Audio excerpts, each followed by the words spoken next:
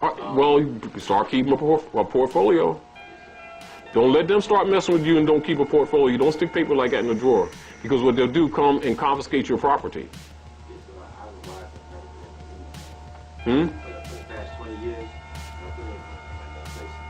Well, that's not even, yes, I understand that, but it's not totally necessary.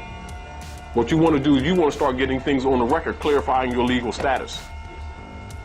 And what you want to do is start getting things on record for them to clarify their legal status. And when you got on documented like that, you have an instrument now to use against them. You ever heard of racketeering? Yes, I have. Well, you ever look it up? You ever look it up? I suggest you do that. And don't say that never say that you're not going to pay them. Never say that. What you put on them is prove the debt.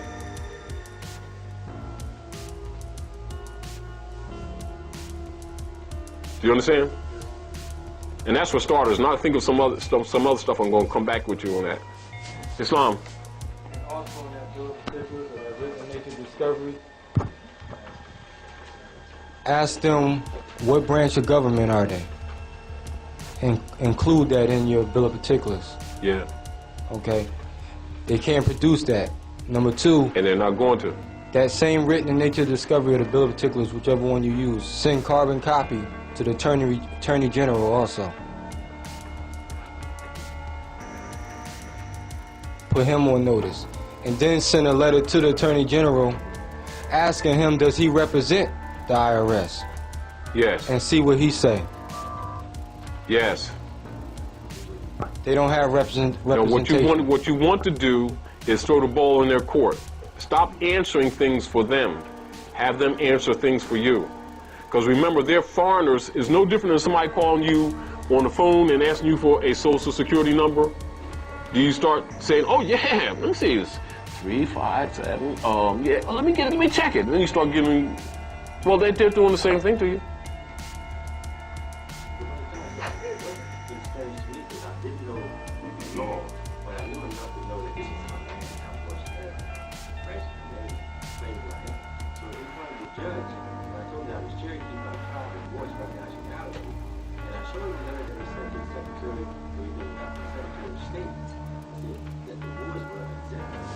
Well, he already knows that. They know that too.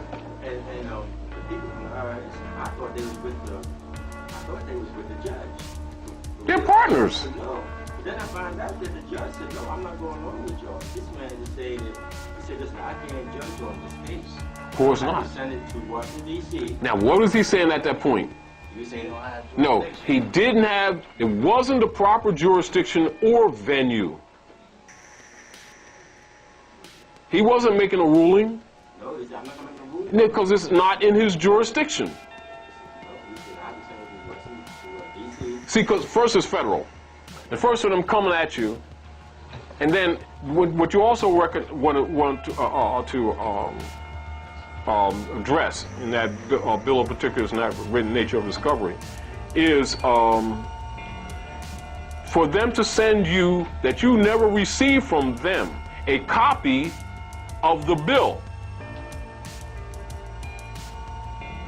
You want to break down an itemized breakdown of the bill that they claim that you owe them.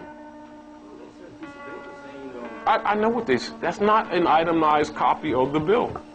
They made up some arbitrary note with some numbers on it. They're claiming that you owe them something, am I correct? So now they're talking about debtor's prison type stuff. Oh, interest, well, interest, So where did the bill come from? How'd you come to owe them anything? No, that's what you're going to ask them.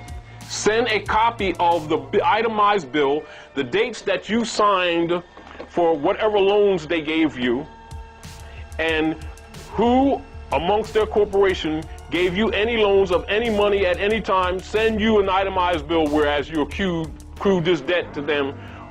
Or are they some form of slaveholders and maybe got your name mixed up with someone else and are trying to exact or extort some revenues for some cause or some artificial person, assuming that I may be some other person that they mention, and I am myself, my natural person. All right? Along that line. You can construct that as you already know where I'm going with that. Yeah, but the major thing when you're dealing with the organized criminals, don't deal with them verbal anything. Everything in writing. Nothing singular to them. Whatever you write to them, always CC it. All right? Never send anything to their departments just to them, because they will bury it if it's monstrous. And what you're asking is monstrous. And also put them in check. Brother Dooley, is he in the front? Yeah, I wanted them to come up, please. So keep that in mind. Any other questions relative Islam, Yahweh, and then back to you. You might want to add to that some of the particulars about the District of Columbia. Yes. Because of the contract and such. Yes. Yes. Yes, that too. Because you know the 10-mile district, and also the artificial creation of a jurisdiction that really don't exist, and authority that goes with it. See, I'm not aware of a lot of things that you're talking about. I was just Well, first of all, what you must be aware of is the supreme law of the land, i.e. the Constitution. The first thing you want to do is read that and reread it. Then you read the state constitution. Then what you want to ask, you can be more specific. Relative, you look at the district that particular instrument came from, and you ask them where in the Constitution were they authorized to lay and collect taxes. This is redundant, but it's powerful. Well, all I knew was that I knew that I didn't owe them any taxes, but this is Well, you know the point of this, you don't go by that. What you're doing is challenging their claim to authority. You're not trying to qualify yourself to disengage yourself from that claim. You're disengaging them from the claim of authority they're claiming to have to ask for. You know, since it's been over 20-some years, I kind of think that it was like a lion with no teeth. Yeah, but it's routine. But what you want to do is you want to respond with some power.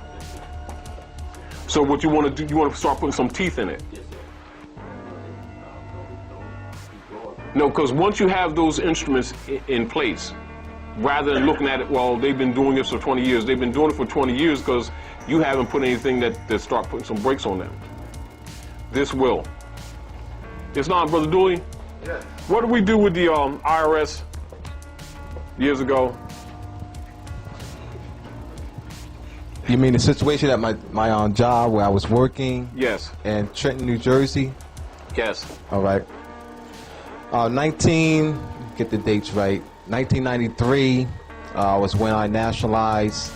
I presented my my paperwork to my job, the personnel office in Trenton Community Mental Health Center, and I talked to the director of personnel and explained to her what my status is, clarifying what was on the documentation, and they immediately stopped taking taxes out of my check. And what did I sign the letter in? How did I sign it? You're talking about another situation. Yeah, that you're situation too. You're talking about the situation at the Board of Education. Yes. All right. See, I'm talking about the situation In Trenton. Yes. Yes. All right. We wrote a letter. What I submitted was just the paperwork, the Yes. nationalization paperwork to Yes. them. And the All right. reclaiming of your My national status, and I didn't have a problem with them at my job. Right. In fact, I was bringing more finance than my supervisor. Yes. Yes. Now you're talking about And we didn't even go formal. No. All right. So, another question? Yes. I want to mention, at the same time, we issued paperwork to the IRS, too. And But, yes, we did mail paperwork to the IRS. Same time. Right. My question is, I had the same predicament. Yes. I acknowledged of my status, Yes. and I considered that was exempt. So, And the real deal is that you're not exempt. You have no obligation. Yeah, clarify that, yes. Now, and so now let me make this point too, and I'm get to you, brother. Let me make this point. You need to stop saying exempt. They will do that on pre-forms in order to, because that word alone